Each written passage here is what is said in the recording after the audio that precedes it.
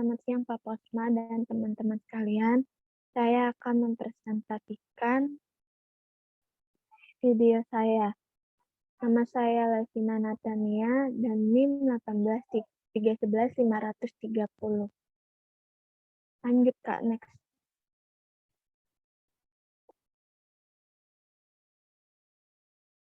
Peranan organisasi dalam globalisasi. Kamu jangan bilang lanjut, nanti ini suara nanti aku Kakak lagi telat, kakak telat. ya nanti aku Harusnya tadi. iniin. Oh, ya udah dari ulang aja kali Kak, dari ulang aja Kak biar Iya. biar nggak Kamu jangan bilang berantakan. lanjut ya, nanti ini lagi. Nanti aku iniin. Oke. Tunggu ya. Nanti kamu cut aja ya ini videonya. Iya. Oke. Oke Kak. Peranan selamat siang teman-teman dan Pak Posma. Saya akan mempresentasikan video saya dan saya akan memperkenalkan nama saya Levina Natania dan NIM 18311 530. Peranan organisasi dalam globalisasi. Agar menjadi alat untuk ekonomi terpimpin berdasarkan sosialisme ala di Indonesia sebagai sendi kehidupan bangsa dan dasar pengaturan perekonomian rakyat. Tujuannya agar bangsa Indonesia memperoleh taraf hidup layak di dalam susunan masyarakat yang adil dan makmur. Saat Orde Baru berkuasa, koperasi memiliki undang-undang perkoperasian yang berisi pokok-pokok koperasi.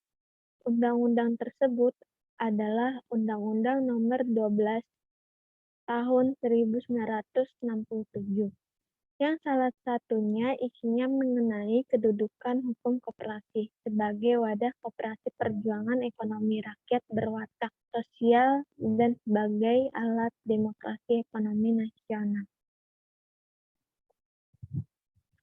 Peranan organisasi dalam globalisasi. Saat Orde berkuasa, koperasi memiliki undang-undang perkoperasian yang berisi pokok koperasi. Undang-undang tersebut adalah Undang-Undang Nomor 12 Tahun 1967 yang salah satunya isinya mengenai kedudukan hukum koperasi sebagai wadah organisasi perjuangan ekonomi rakyat berwatak sosial dan sebagai alat demokrasi ekonomi nasional.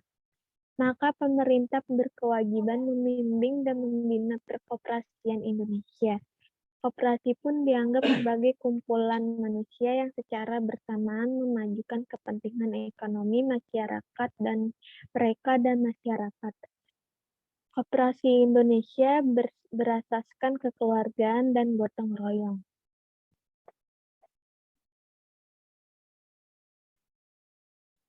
Agar menjadi alat untuk ekonomi terpimpin berdasarkan sosialisme ala di Indonesia sebagai sendi kehidupan bangsa dan dasar pengaturan perekonomian rakyat, tujuannya agar bangsa Indonesia memperoleh taraf hidup layak di dalam susunan masyarakat yang adil dan makmur.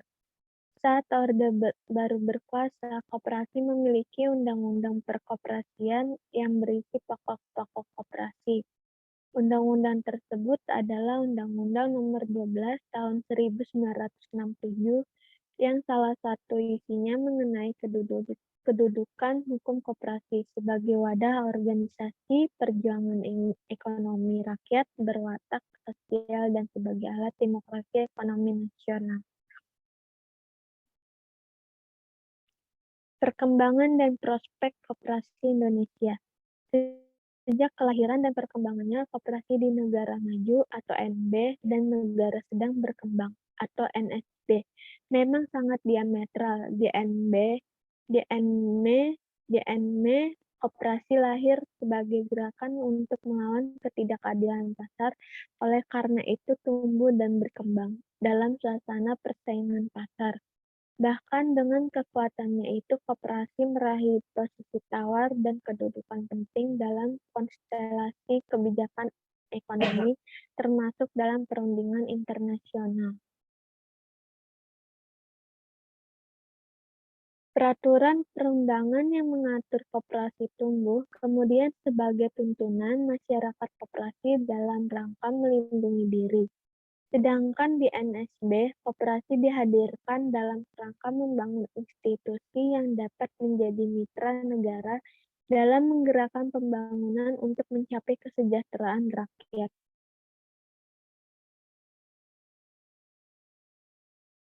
Dalam sejarahnya, perkembangan koperasi di dalam ekonomi kapitalis dan semi kapitalis. Dalam sejarahnya, koperasi sebenarnya bukanlah organisasi usaha yang khas berasal dari Indonesia.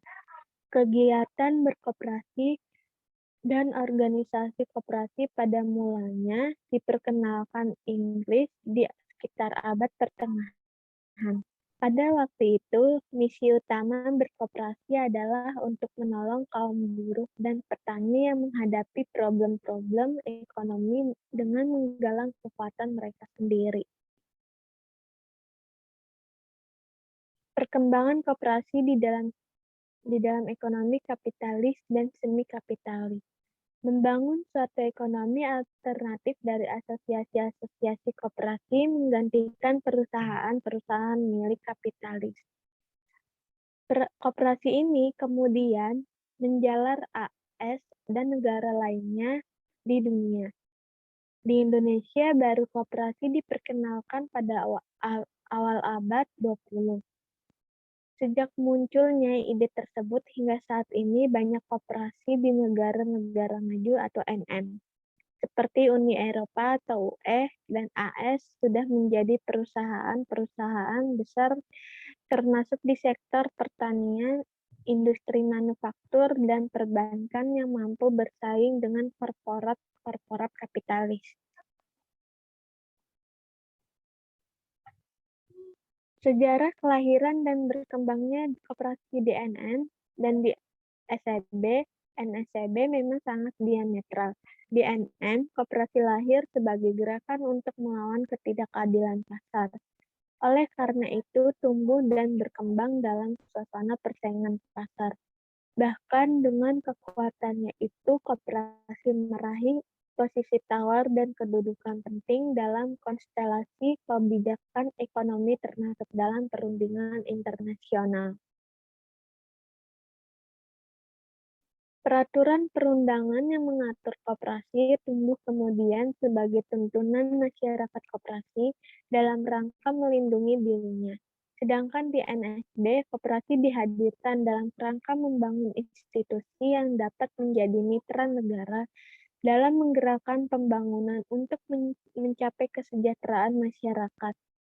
Oleh karena itu, kesadaran antara kesamaan dan kemuliaan tujuan negara dan gerakan koperasi dalam memperjuangkan peningkatan kesejahteraan masyarakat ditonjolkan di NSB, baik oleh pemerintah kolonial maupun pemerintah bangsa sendiri yang setelah kemerdekaan.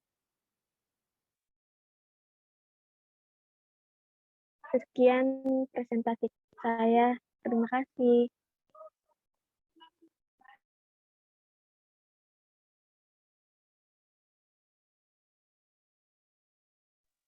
Kak, jangan lupa save videonya ya Kak, nanti